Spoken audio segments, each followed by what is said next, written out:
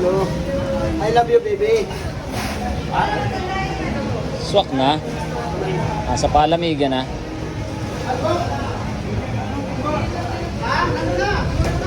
Bata na gamit kanina. Kasamahan nito? Kasamahan nito? Yung mga pinagawa. May ilang piraso? Malalaki daw yun. Malalaki? Dapit. Tingnan natin.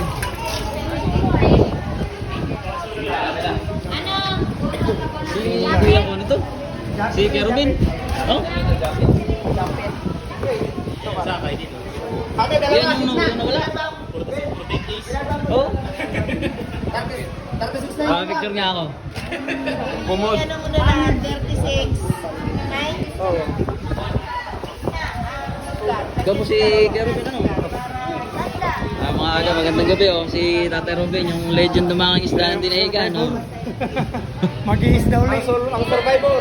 Ang legend ng mga isda ng Dinahican no? Tatay Robin. 6 days po siyang nawala at nakasurvive. Ito po, naglalawot na po ulit siya ngayon. Yo! Bigla ko na po dito. Laki. Good size. Swak pa rin tayo. Swak pa rin. 37-4. Mga aga, 37 po, isang peraso.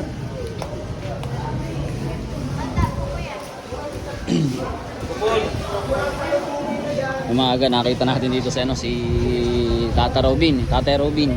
Siya yung legend na mga isda talaga dito ng Dinahican. Siya lang naman yung survivor. Survivor ng 46 days. Ayan, shoutout kay kaibigan, no? Makikita nyo ulit sa Facebook natin. Lalaki po ng mga binabang isda. Alamin natin kung saang bangka na kasi sumasama ngayon si Tatay Robin.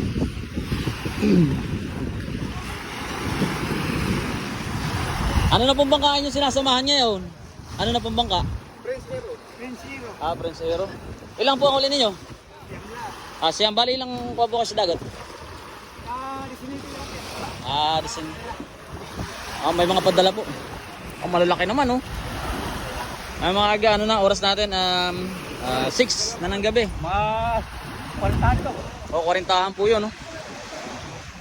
Paggabi na mga aga, 6:30. 6:30 na po ng gabi. Ng hapon na tayo po ay pumunta ngayon dito sa Dinahican Fishport nga po. At bibili sana ako ng ulam. May natsimpuhan ko naman po na may nagbaba pong bangka. Yun pong Prince Hero na bagong sinasamahan po ni Tatay Robin sa kanyang pagpalaot.